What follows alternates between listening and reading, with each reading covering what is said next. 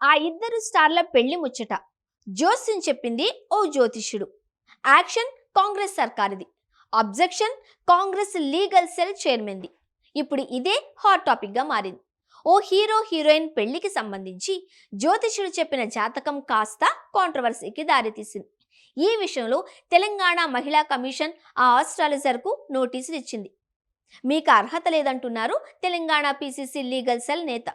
Action తీసుకుంది వాళ్లే, అర్హత లేదంటున్నది కూడా వాళ్లే. ఇంతకు అసలు మ్యాటర్ ఏంటి? ఎంకి పెళ్లి సుబ్బి చావుకొచ్చినట్లు తయారైంది వేణుస్వామి పరిస్థితి. నాగ చైతన్య శోభిత పెళ్లిపై జ్యోతిష్యం చెప్పిన వేణుస్వామిపై ఫిల్మ్ జర్నలిస్టులు మహిళా కమిషన్కు ఫిర్యాదు చేశారు.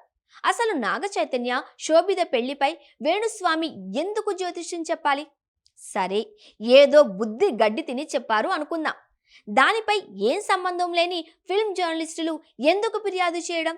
సరే, ఏదో అత్యుత్సాహంతో వారు ఫిర్యాదు చేశారు అనుకుందాం. వెనుక ముందు చూడకుండా వేణుస్వామికి మహిళా కమిషన్ నోటీసులు ఇచ్చిందా? ఇప్పుడు ఇదే చర్చనీయాంశంగా మారింది.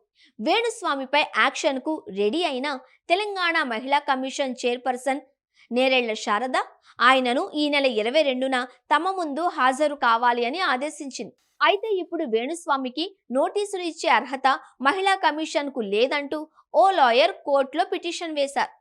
ఆ లాయర్ మరెవరో కాదు, ఏకంగా Telangana PCC legal cell convener, రాష్ట్ర మంత్రి పొన్నం ప్రభాకర్ సోదరుడు పొన్నం అశోక్ గౌడ్.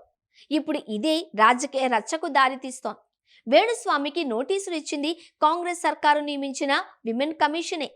వేణుస్వామికి నోటీసులు ఇచ్చే అర్హత మహిళా కమిషన్కు లేదు అంటూ కోర్టులో పిటిషన్ వేసింది కూడా కాంగ్రెస్ లీగల్ సెల్ కన్వీనర్ కావడం ఆసక్తికరంగా మారింది. ఈ నెల 8న నాగ చైతన్య శోభిత ఎంగేజ్మెంట్ జరిగింది.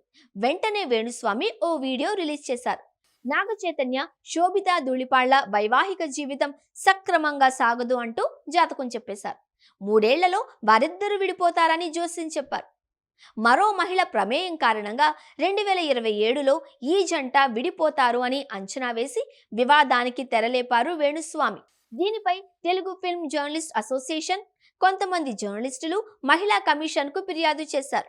తెలంగాణ మహిళా కమిషన్ ఈ నెల 12న వేణుస్వామికి నోటీసులు జారీ చేసి ఈ నెల 22న వ్యక్తిగతంగా విచారణకు హాజరు కావాలని కోరింది.